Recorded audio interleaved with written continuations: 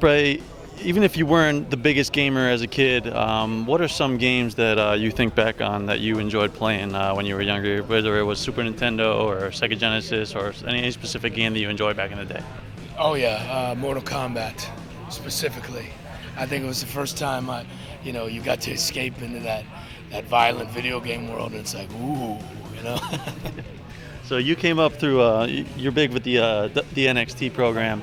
Can you just talk a little bit about what this facility, the WWE Performance Center, brings to kind of the feeder program and the influence that it's playing that the old wrestlers wouldn't have had a chance to have?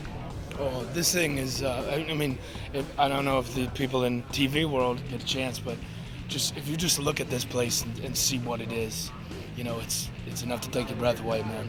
There's never been anything like this. Mainly where I came from, where I started, it was in a warehouse, and there's not a lot of AC going on in there and troubleshooting and all this, but like the technology and the things they have between the weight room and like the commentating room and all this stuff it's unparalleled. It's like there's nothing like it in the world. I mean, it's comparable at best to like an NFL football team that I've seen, and even that it pales in comparison.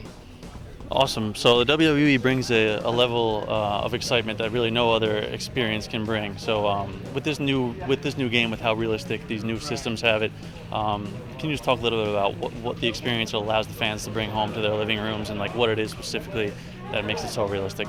Well, I can just say I can only speak on my behalf, and I think that the way they were able to capture like how realistic these things look, how realistic they feel, the entrances and the actual like gameplay is unbelievable, man. Like I have the feeling like when you're watching it, just at a quick glance, man, it doesn't even feel like you're playing a video game. It looks like it's Monday Night Raw, and I think that level of intensity really is a rewarding feeling for a game player.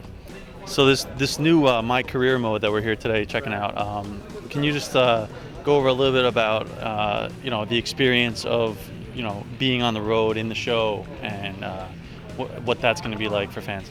Well, I think it's the My Career mode is just accurate, plain and simple. It's like you have to start out from the bottom and get yelled at by Bill DeMott, and if you can survive that, then you get to slowly make the crawl towards the big lights, man. And take it from me, if you get that far, the juice is worth the squeeze. So do a lot of your wrestling buddies, are a lot of them into the games, or do you guys joke around or like playing behind the scenes? And are there any big gamers out there in the show? I kind of live in my own little world. I'm not too up to par on the video games, but I see there is some guys like that, like your Xavier Woods and Kofi Kingston is into video games, and a few other guys like that. I see them playing all the time, but it's really not my world, man.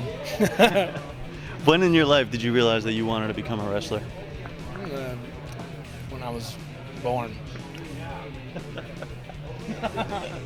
Perfect. And just for the whole NXT program, what is it exactly that these guys can really harp on to make it a goal of theirs? Like how can they really break through and get to the main roster?